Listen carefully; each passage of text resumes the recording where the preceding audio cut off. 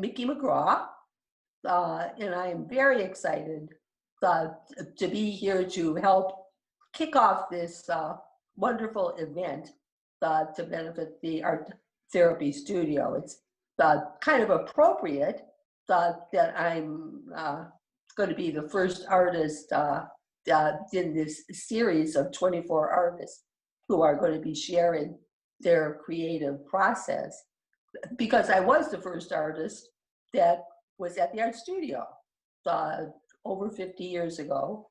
Myself and George Streeter, who was a psychiatrist and an artist himself, began the studio at Highland View Hospital, working with rehabilitation and physically disabled individuals and chronically ill individuals.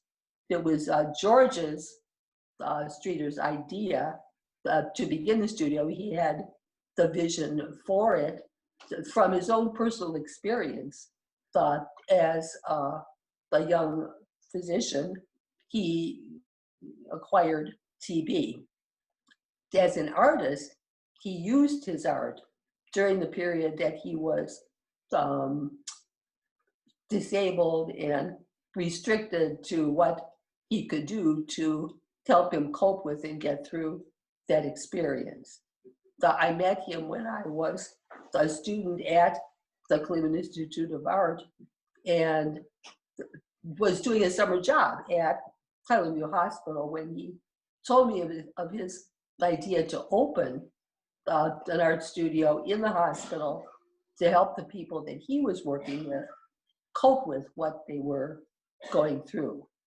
So long story short, we had that discussion. He convinced the hospital to give us a room, and we began the art studio there.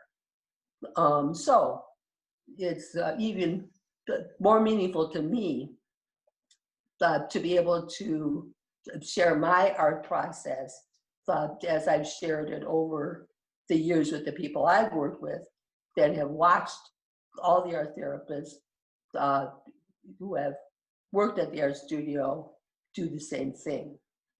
From the beginning, unique to the art therapy studio is its belief in the power of art and in the power of what George called art-centered therapy.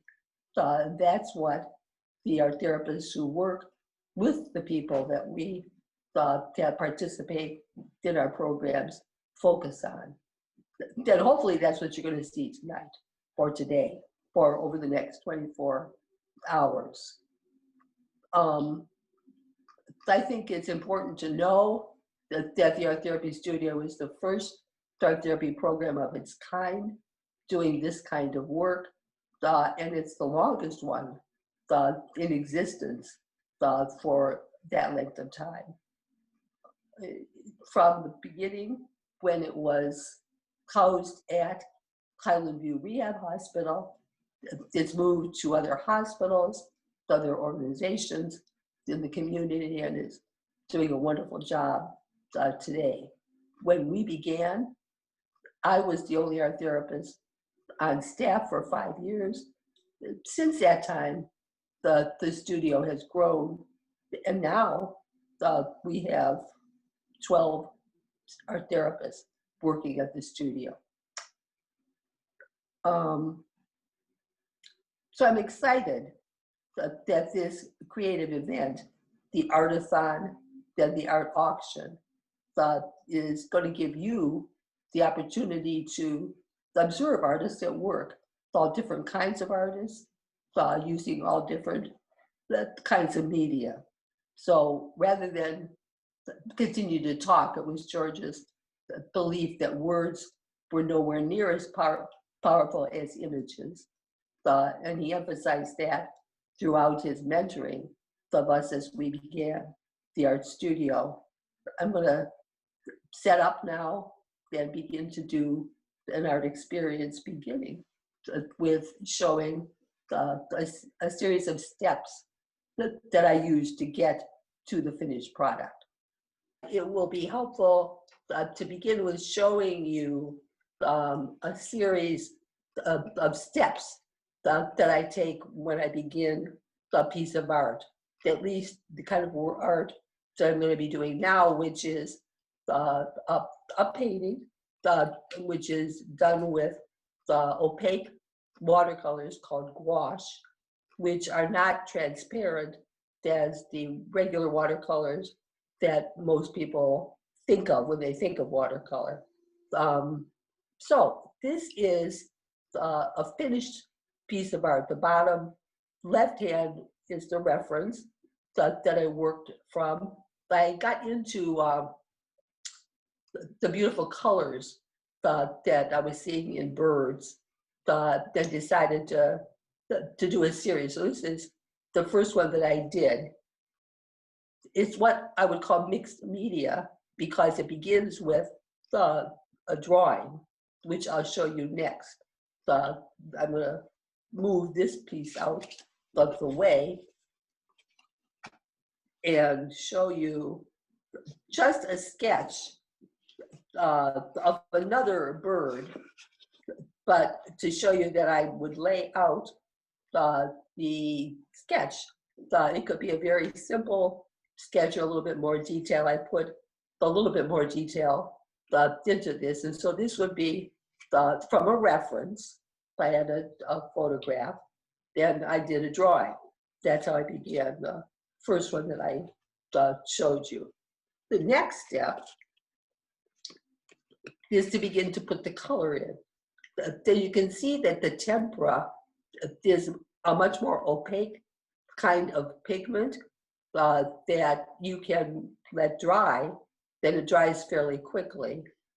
Then you can actually work back into it. You can blend into it, or if you apply the other color lightly or not scrub it in, then you'll see when I begin to work. In fact, I'm going to work on this one, which is in process.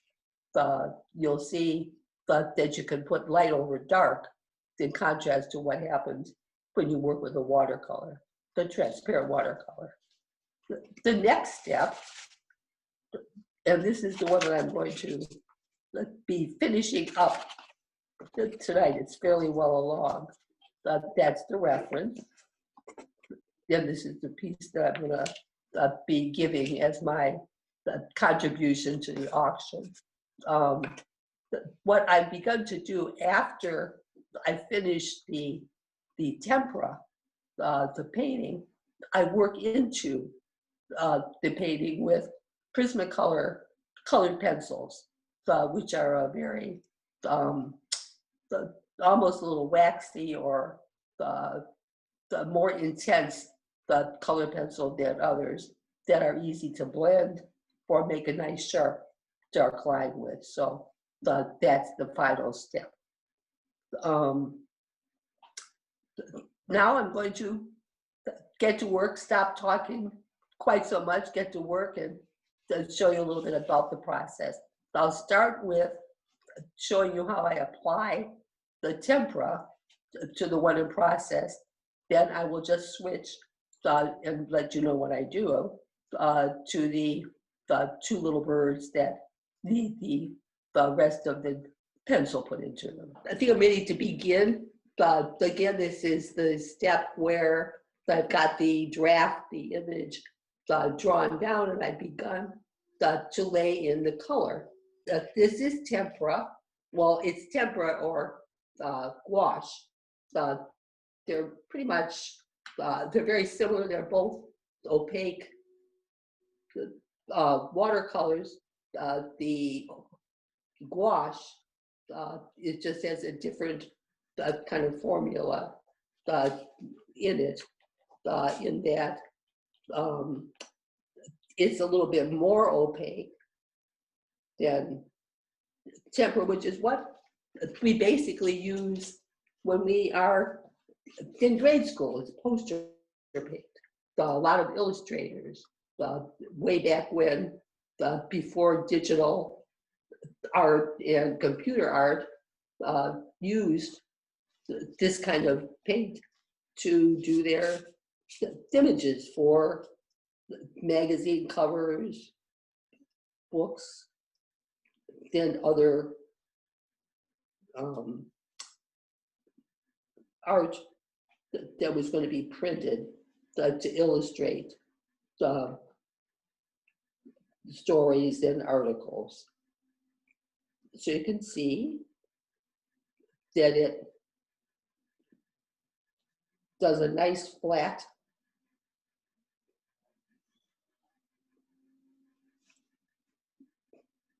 coating of paint. And it dries pretty quickly. This bird is kind of my fantasy bird in the sense that I used a reference to draw him, but I'm kind of creating my own colors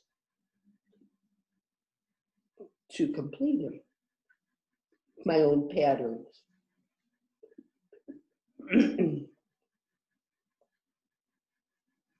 Which is what happens in art. You're free to use artistic license to create things. I think the more we paint or draw, the more personally expressive we want to be, which is what we're encouraging the people that we work with at the Art Therapy Studio to take a chance, risk themselves, then do that, because it's through that people begin to express themselves and their feelings. It's where they get out of the habit of doing what other people want, then reaching into themselves to discover more about themselves.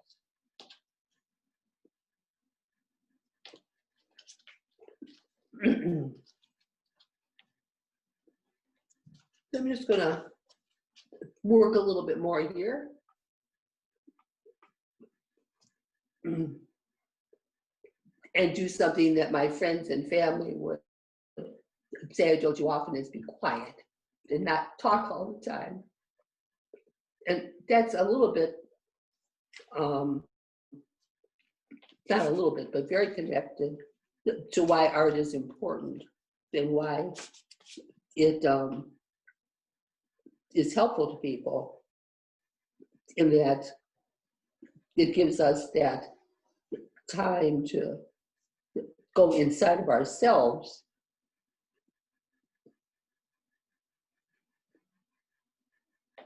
and discover things that perhaps are buried or we're not even aware of.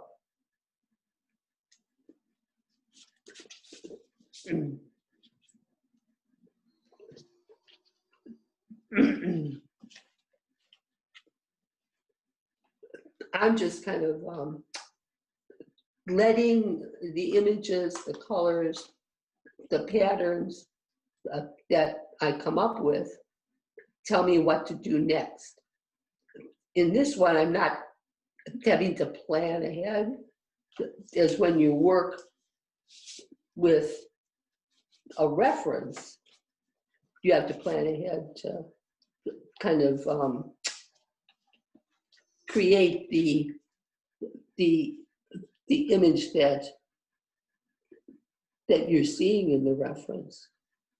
But in this one, I'm letting the image come out of my response.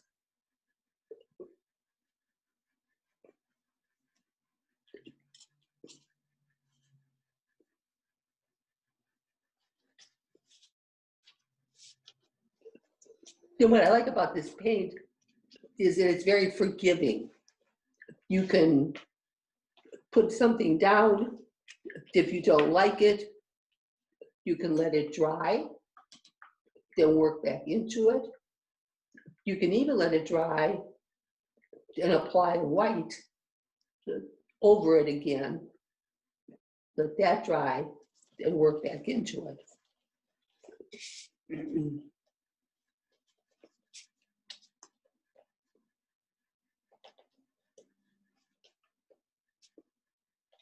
Let's see.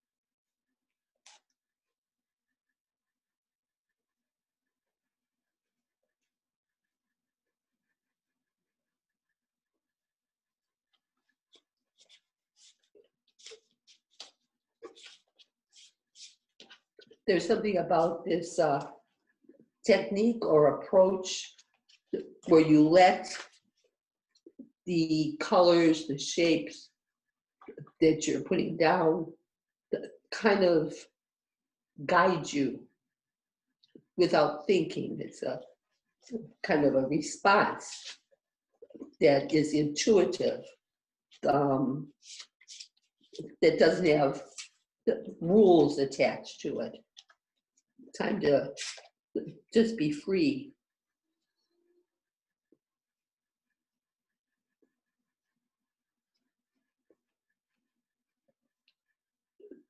Then you can see how when I go over a dark with a lighter color, some of the dark comes up and creates a complementary response.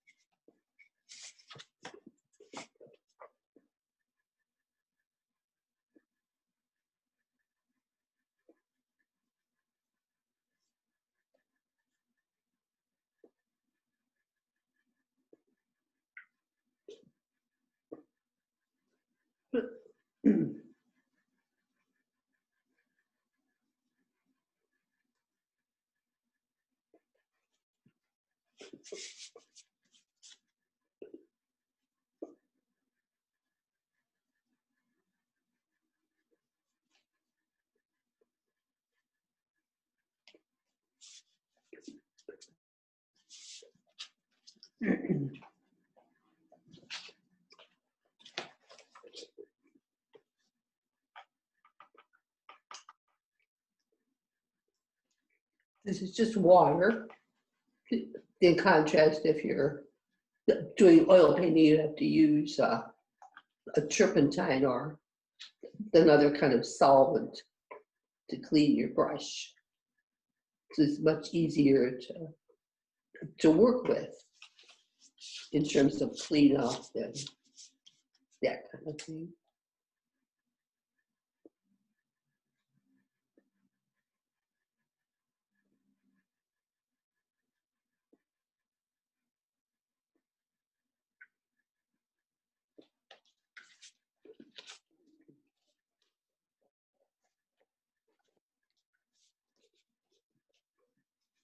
So periodically I'll turn it so you can see it a little bit more. You would look at it and make a decision, or some decisions as to where you'd like to go. Are there colors in the background that you'd like to repeat in the parrot? Are there shapes that don't fit into the overall image? Do you want to change the shape of something? Do you want to put more detail into your image, like some of the feathery shapes that are beginning to appear here?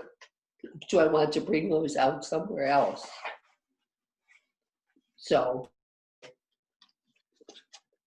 I'm going to try and, before I finish too much of this, get some color into the chest and the wing, the other wing.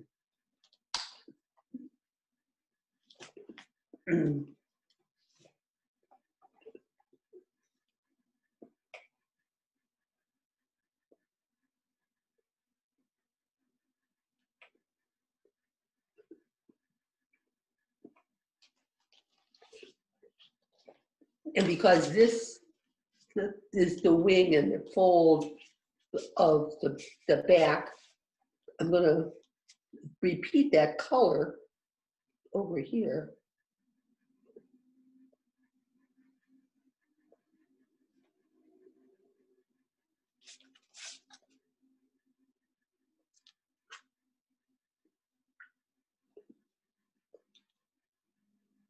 And you can see, I hope, that if you use more water and less pigment, you'll get a more transparent look. But you can keep working into that.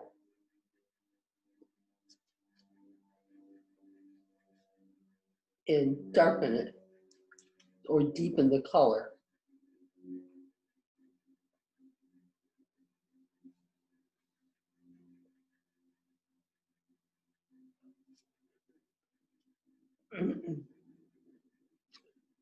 And one of the things that I think is so effective about the work that we do at the art therapy studio is that all of the people that work there have art background and experience. Many of them are really fine artists themselves and understand a lot about different media, different materials, how they work, what would be effective for one person. For instance, someone that had difficulty with control, maybe they would work with colored pencils rather than a very loose watercolor. And they work side by side with the patients or clients, giving them the experience of observing and learning from that. One of the things that I know, having gone to an art school to become an artist, I learned from the other students, from my colleagues. And I learned from practice, from doing it over and over again.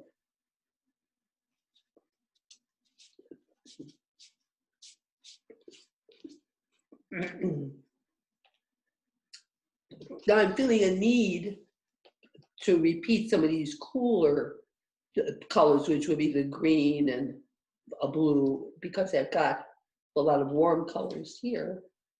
So I'm going to do that. I'm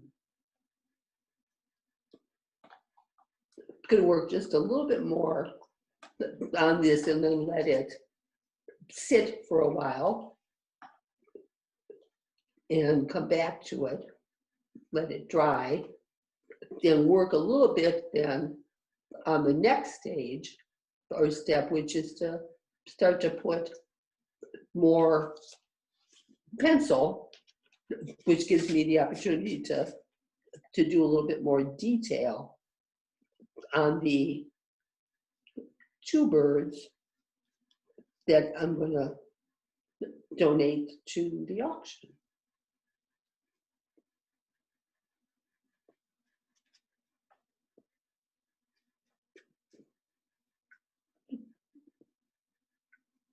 I'm doing this a little thin to begin with, so I can get a little idea of what that color looks like. And is it what I'm looking for? And I think it is.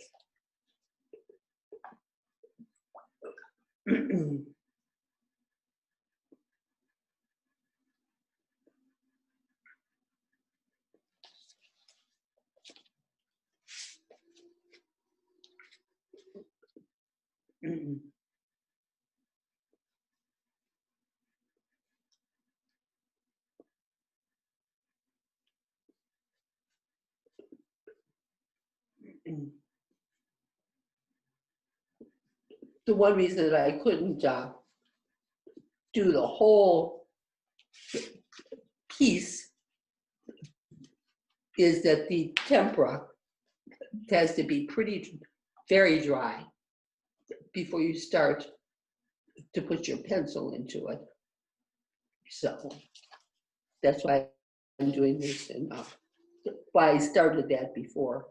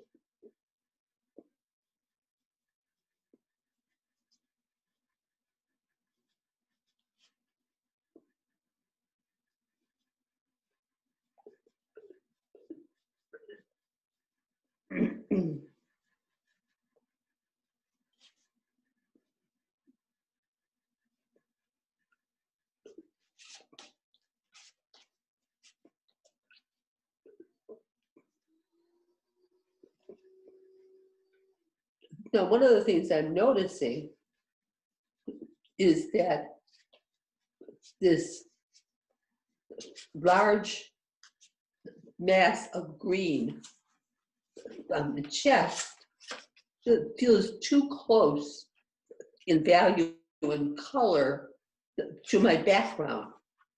So I will change once this dries, that I move further, the tone or the hue of this. And I also might put a different kind of texture into it when I do the colored pencil. So I'm going to stop this guy right now and go to my next step, which is to work back into the two little birds, the partners, and show you what happens when you start to put the pencil into it. At stage 3 of this particular watercolor technique, as I said, which started with a sketch as detailed or not detailed as you wanted, putting the colors of the tempera or the gouache into your image, as realistic as you want, as in this one that I'm finishing up now, or it's more expressive as you want, as the parrot was, which was a little bit more free than more of me, than my choices in it. So I'm on to the last one where you could leave it with just the tempera if you wanted, but I found that putting the colored pencil, which are called Prisma color pencils, it gives you a lot of opportunity for texture and more detail. That's what I'm going to be doing in this last one that I'm donating to the art therapy studio. I'm going to start with darkening some areas.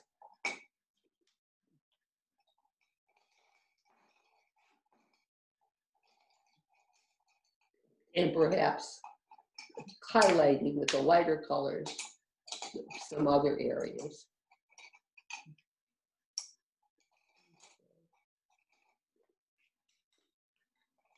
Start with our darkening. Okay. And I don't know if you can see, but in here, I started to put some lines to show the veins, the leaves. Now I'm looking at some areas like here and here that need to be a little more dark to bring out the other colors.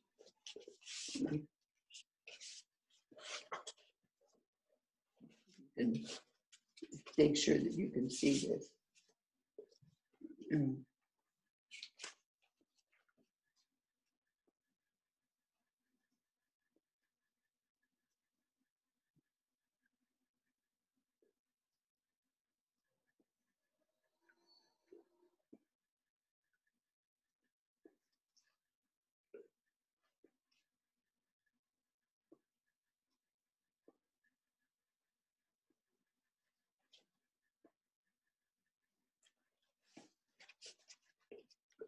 What I'm trying to do is to pull the bird away from the background a little bit by darkening the background and pulling out the light of the other areas.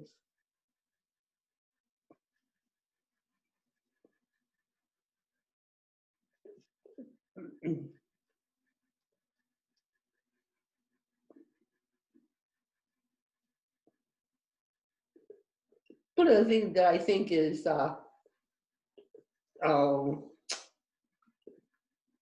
an exciting or interesting byproduct of doing art is the more I started to work on these birds, the more I saw, the more color, the more different species I began to see. I noticed things more and enjoyed them more.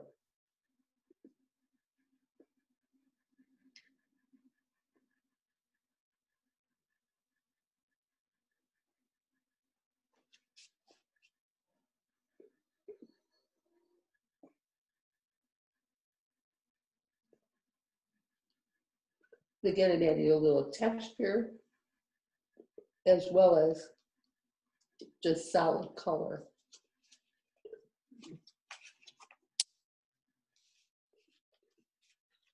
And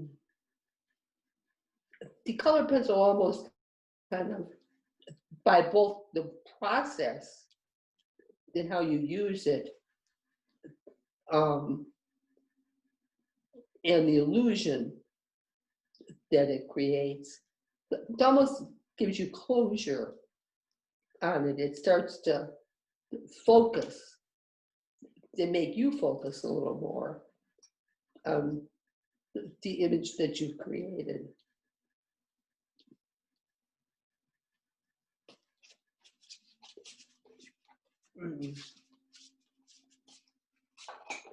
One of the things you want to do is hold it up, get back from it a little bit, so you get some distance, which is something you can use metaphorically with the people that you're working with, because when you're working on an issue, you're trying to help a person come up with what may be the source of their depression or their anxiety. Distance helps with that. Being immersed in it as you are with the image that you're creating helps with that.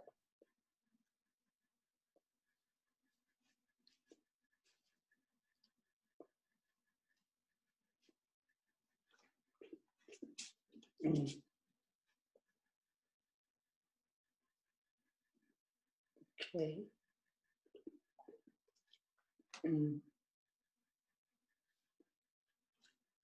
Then I noticed that the underbelly is a little blacker.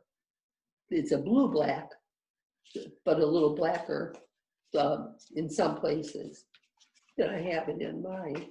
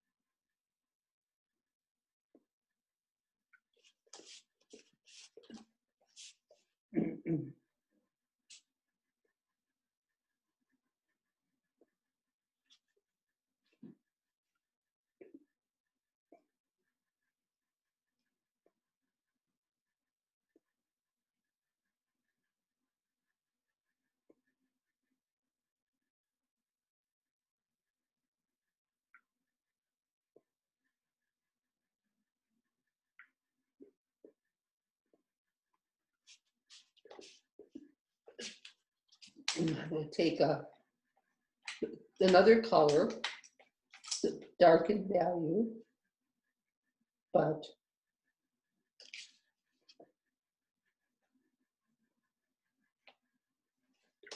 with a different hue. This is a brown kind of black. Again, to deepen the tempera color of brown.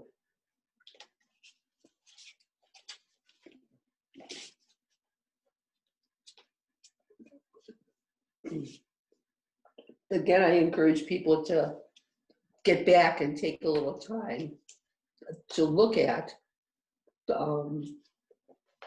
the images that they've been working on.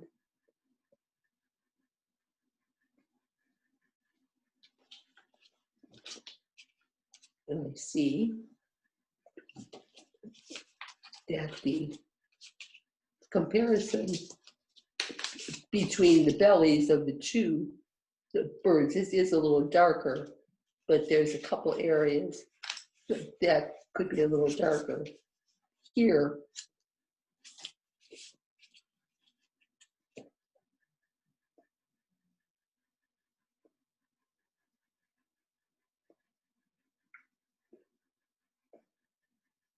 not the whole part of the feathers, but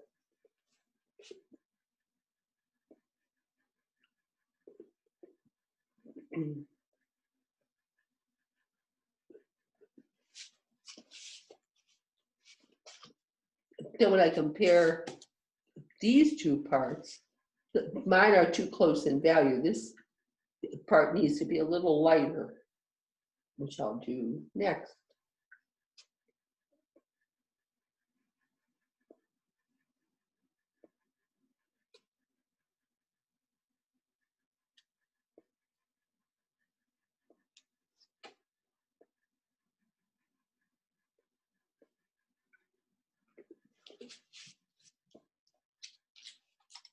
Now, look here to find a little lighter.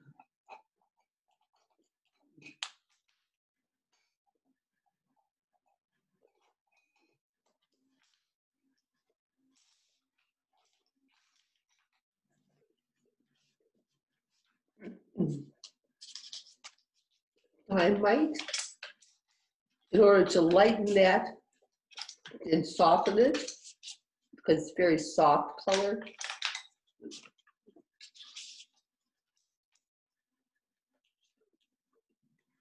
put a little white down first.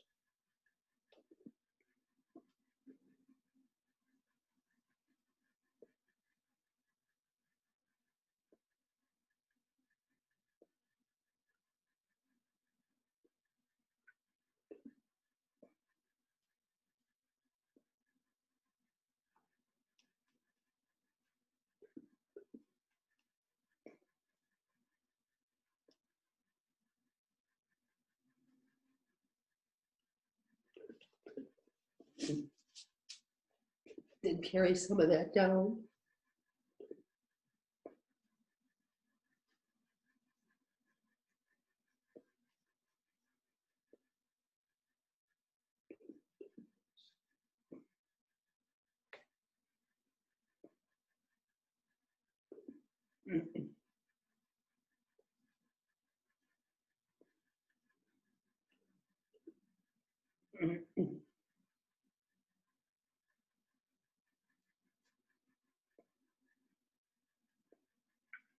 Putting some highlights in other areas.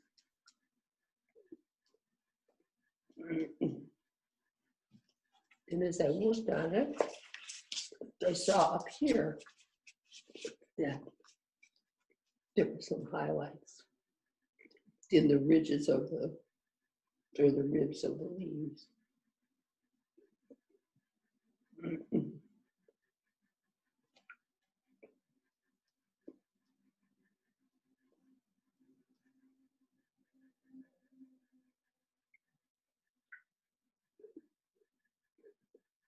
And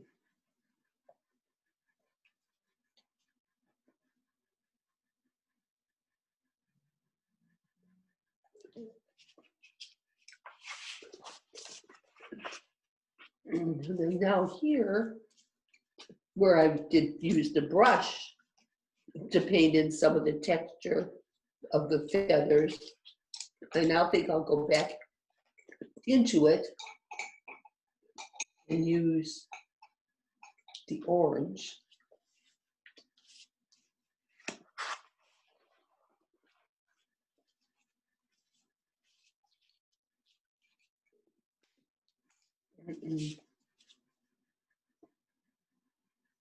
To soften the edges.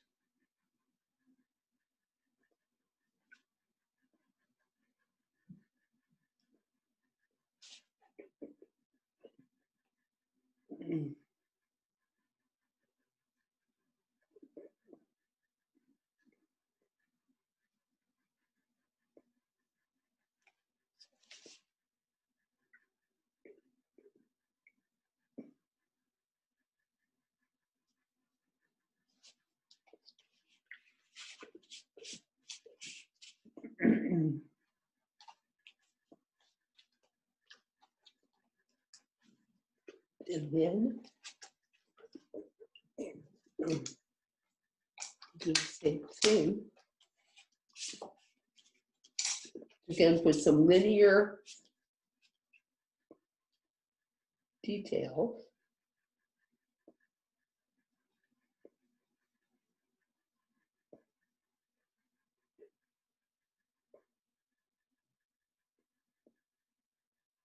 To darken the lower part here.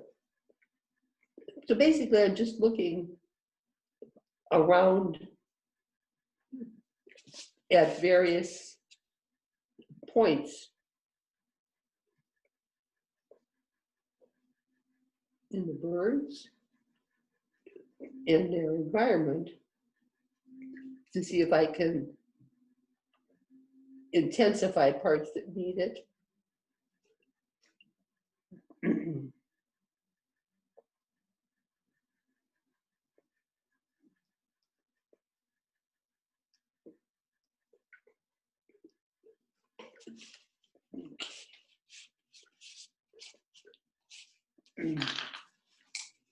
The hard part is, I think in all art, and probably metaphorically in all parts of our lives, is to when to stop, to how far to go, but when is enough. Then that's different for each of us.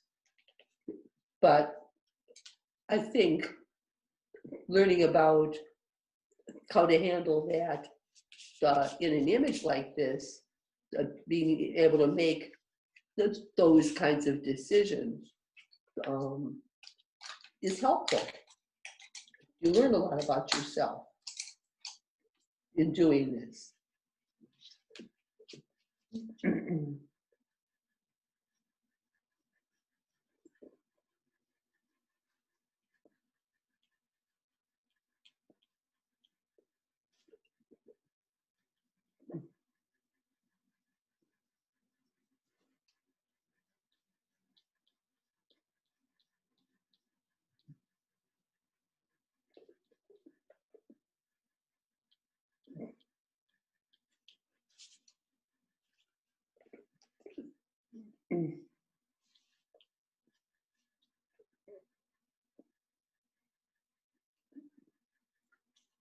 And I think also it's worth it to point out in this image,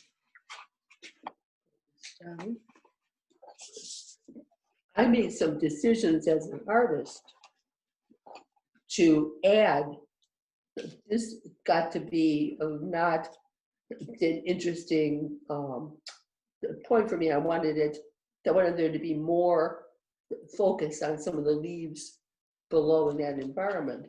So I added to that at the bottom to create this shape. That's something we can do.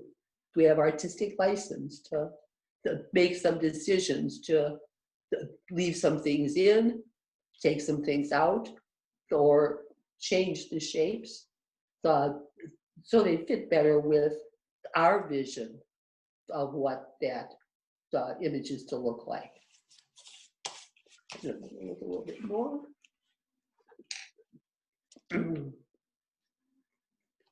You don't want to overwork it. That's always a mantra that comes from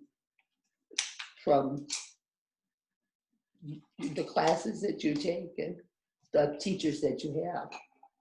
Stop before you've gone too far.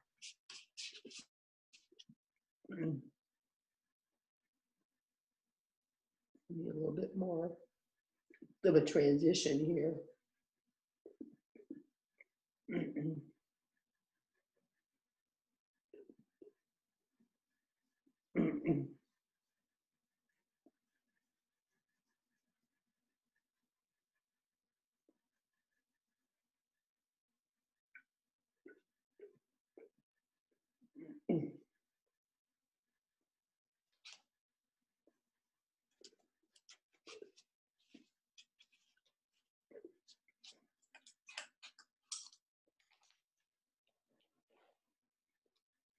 I would look at it a little more, make some decisions about it. I might work on it a little more, but sometimes I take time to be away from it and put it up.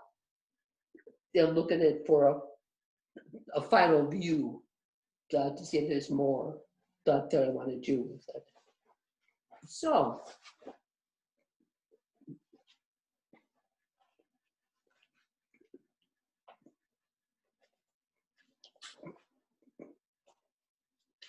that being said, I think I would stop at this point. See if you can see a little more.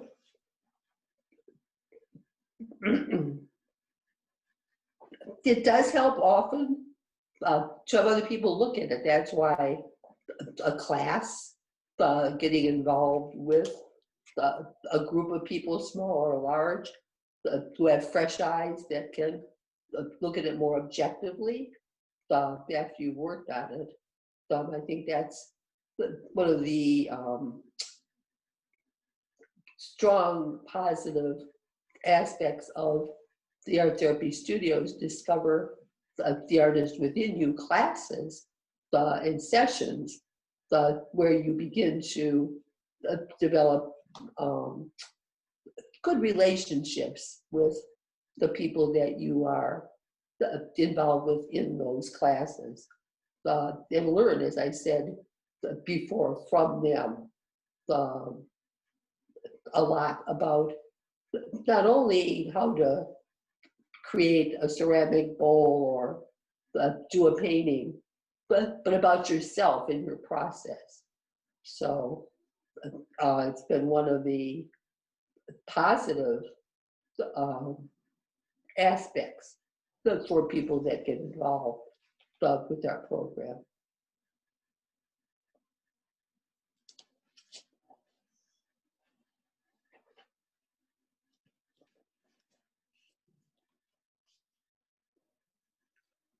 I saw a couple other little places that I might want to deepen some things and highlight some other. That's kind of where we're fine tuning and getting the darkest darks and the lightest lights in your image.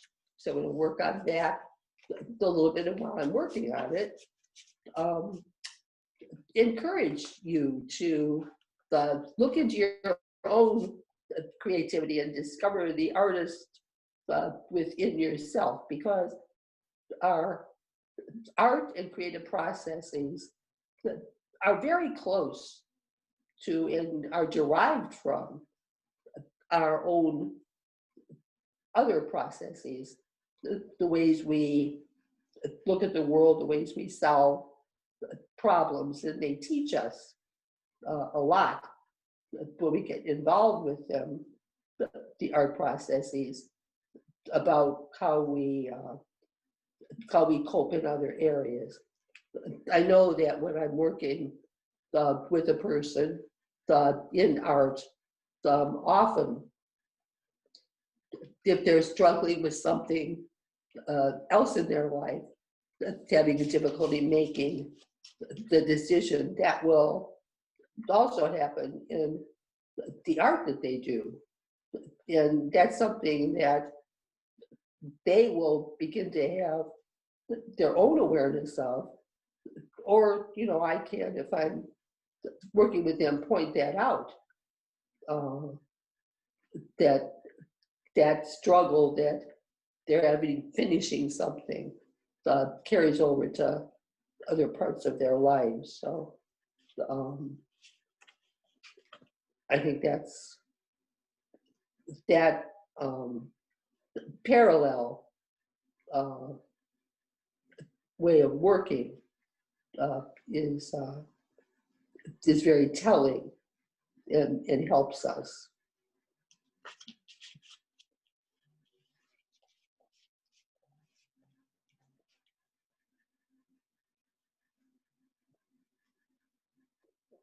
There are all kinds of ways to become involved with the art therapy studio. One would be to come yourself and become involved in creativity, and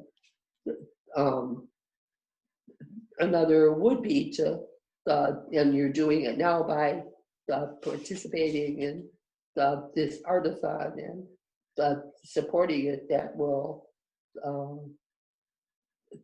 definitely be a benefit to the art therapy studio in meeting the needs of all the people that can benefit from involvement themselves. So your support would be definitely appreciated.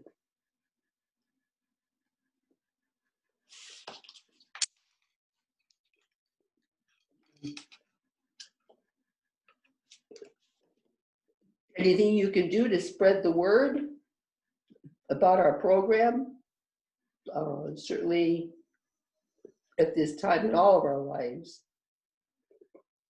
that involvement and participation in activities that remove the stress that we're all feeling right now would be beneficial.